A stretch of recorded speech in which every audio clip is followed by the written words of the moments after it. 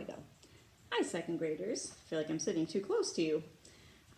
Since we are done, I'm not looking at the camera. Since we are done with the Pixie Tricks chapter books, I am going to be reading for the last 2 weeks of school. That sounds so weird to say, right? For the last 2 weeks of school. We are going to be reading a couple of my favorite stories from our anthology series. I'm showing you the back. This is the anthology series that I'm talking about. Do you recognize this book? It's from your desk. I had one at my desk too, so I brought it home so I could read you a couple of my favorites. You read Dogzilla last week, or the week before last. You read Thunder Cake last week. Those are two of my favorites also. Okay, so this week, Pat Cummins is the author. The story is called Carousel. Okay, so I'm going to show you the pictures. It's weird. I'm going to try and read it and show you the pictures at the same time, but I can't print backwards on the iPad that I'm recording myself on. Okay, so I'm going to have to be flipping around a little bit, so it's going to be a little messy. Okay, but we'll do what we can. All right, this is one of my favorite stories, though. I love it. In fact, if I sit sideways, like I do when I'm reading to you at the carpet, that might work best. Okay, so a little girl's birthday turns into a bad day. Oh no. As you read the story, try to predict how it will end. So we all know predictions are making guesses about what is going to happen next, okay? Which you guys are really good at making predictions. We know this. Okay. Alex is the girl's name, actually.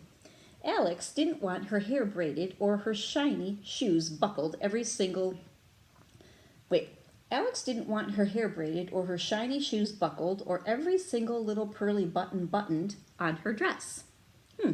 And she definitely didn't want her birthday cake after dinner with just her aunts. Look at her face. She's not looking happy about this. "Where's Daddy?" she grumbled for the 8th time.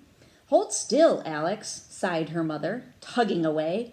Off went the sneakers, on went the bows, off went the jeans, on came the frills.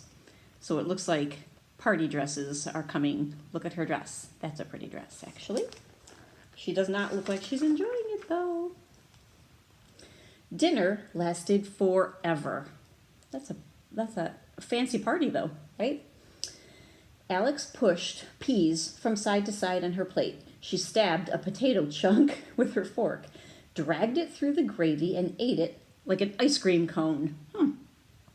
"Alex," her mother warned, and then smiled at the aunts. "Let's open your presents before we cut the cake." Before Alex could say, "Let's wait for Daddy," her aunts had whisked away the dinner dishes, pulled the balloons out of bags, and popped party hats on everyone's heads. There was a pile of presents to open. Alex opened Auntie Leah's gift first. "I have 1,000,000 pairs of pajamas," she mumbled grumpily. That does not sound very grateful for that gift, does it?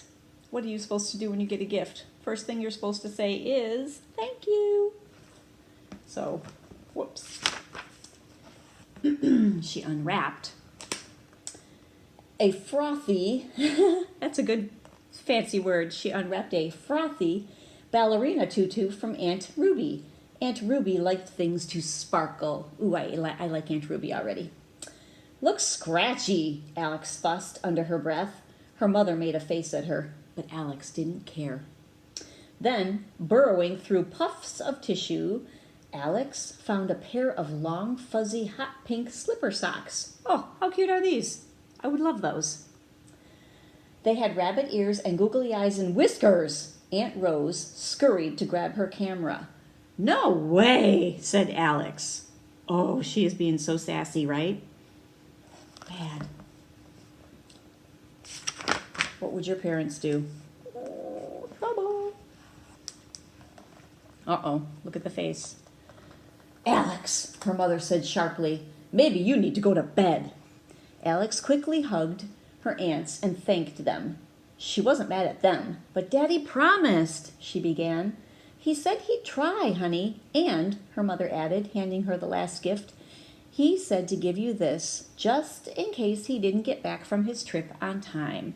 So what's your prediction? What is Alex really upset about? Is she upset about the gifts? Or is she upset about her dad not being at her party? Alex felt her cheeks getting hot. He knew he wouldn't be home. She tugged at the paper and yanked off the ribbons. Ooh, ah, her aunts cried. There before her was the most perfect little carousel that Alex had ever seen. That is a perfect little carousel. Look at that. That's beautiful. Oops. He said he'd be here, Alex hissed. Angrily. The aunts stopped oohing. He promised. She kicked away the ribbons at her feet. That's it, young lady. No cake for you. Say goodnight. Ooh, her mom is not playing anymore. Her mother wasn't smiling. But Alex didn't care. She wanted to blow the candy, roses, right off the cake anyway. Good night, Alex barked. She marched upstairs, holding the carousel by one of its delicate poles. Look at that beautiful chocolate cake. That looks yummy. And look how she's carrying that precious, delicate carousel. Uh-oh. What do you predict may happen? Look at her aunties' faces back there. They're like, uh-oh. So obviously Alex is having a few anger issues. I don't care. Alex twisted the bows out of her hair and pulled off her party dress without stopping to undo a single little button. He knew it, she fussed at the little animals. Alex heard her aunts laughing downstairs. They're eating my cake! She jumped onto the bed, kicked the blankets back, and sent the carousel tumbling. Uh-oh. There was a soft snap. What do you think that snap means? Slowly she picked up the carousel and studied it. The tiny zebra looked wobbly. With just a wiggle, ooh, it broke off completely. Can you see her studying it? Oh no, that's not good. Look at her face. She looks very interested in what's going on with that little zebra, though. Like maybe she's thinking about her actions, I hope, and reflecting. Its little painted face looked almost angry. She had to fix the carousel before her father came home. Or what would he think? Or would he think she didn't like his gift? She yawned. She turned. There would be time in the morning. Alex didn't remember falling asleep. Something tickled her knee, waking her in time to see the last of the carousel animals hopping lightly out of her window. There they go. See the giraffe feet hopping out the window? Oh no, she gasped. They had to come back. The empty carousel was on its side, all deserted and sad looking. Daddy, she whispered. Alex ran to the window, and knowing what she had to do, she slipped easily down into the soft grass outside. What do you think she has to do? Make a prediction. Do you think she's feeling sad about the way she reacted? Maybe.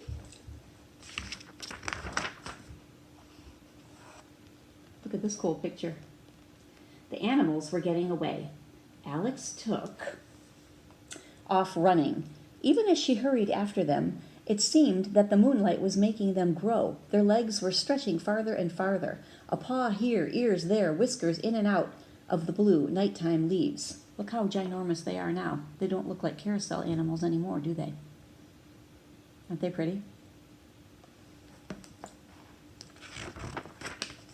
And just when she thought she had lost them forever, Alex saw them waiting beyond the tall trees. They were waiting for her.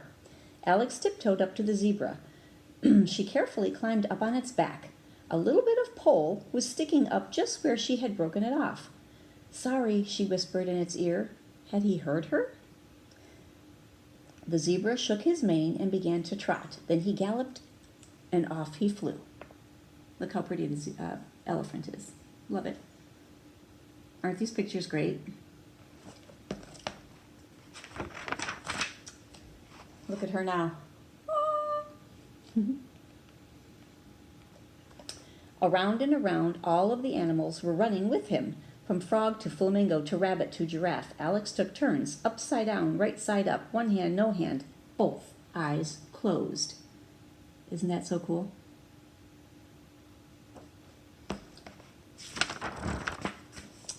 When at last they slowed down, Alex found she was again on the zebra's back. One by one, the sleepy animals made their way through the cool grass toward her bedroom window. Alex curled her fingers in and out of the zebra's mane.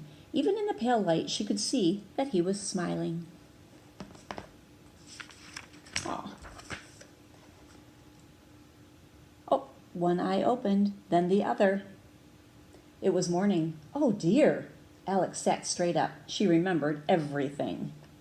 She remembered the carousel animals had all gotten loose. She pulled the covers apart. But now there wasn't a single little animal in sight. She rolled onto the floor and peered under the bed. No flamingo, no leopard, nothing. Look at the face. Ooh, whoops. Well, who do you think's here? Happy birthday, Sleepyhead. You awake? Her father was home, hugging Alex. He kissed her smack on the nose. Then he saw the carousel sitting underneath the window. Daddy, I'm sorry I broke it, Alex said. And I'm sorry I missed your birthday, he said. I got really angry when my plane was so late coming home, but I couldn't stay angry. Know why? Alex shook her head. Because the same thing that made me angry made me happy when I thought about it. I was happy just to be coming home. Aw. So they were both angry, and now they're both happy. Breakfast, anyone? Her mother asked, going straight to the window to close it. Got a bit windy in here last night. She winked at Alex.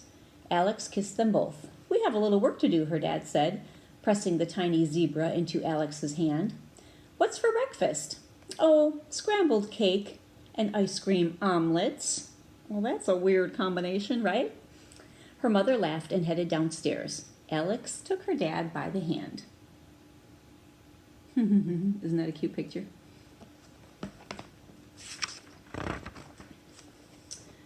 And I put those cute little slippers for Daddy. Wait, and put on, oh my goodness, Finn, I'm reading. And put on those cute little slippers for Daddy, Alex, her mother called out.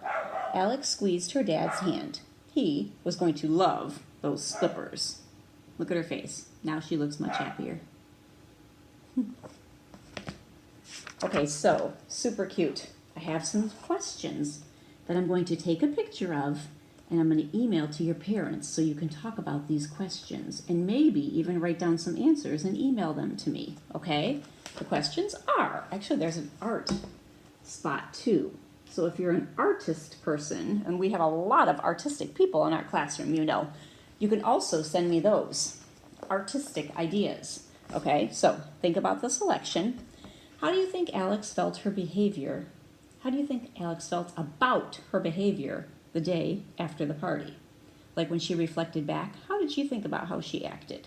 Okay. How do you think Alex's dad felt about missing her party? What do you think happened to Alex between the time she went to bed and the time she woke up in the morning? What was that all about? How might you feel if you broke a special gift that you liked very much? Okay. And I'm going to take a picture of all of these ideas because I think these are really good things if you're looking, like if you're all caught up on all your work and you're looking for a few things to do, there's a really good art idea to design a carousel, animal carousel. There's a practicing politeness, which goes with our character ed, so I'm going to include that as well. Okay? So that is our story for this week. It's a really good story, don't you think? Loved it. It was one of my favorites. We do it every spring.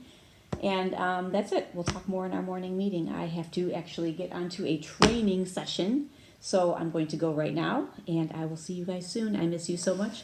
Oh, I can't believe it's June. Where's the year going, you guys? Mwah, mwah. Keep doing all of your work. I'll talk to you soon. I miss you. Bye-bye.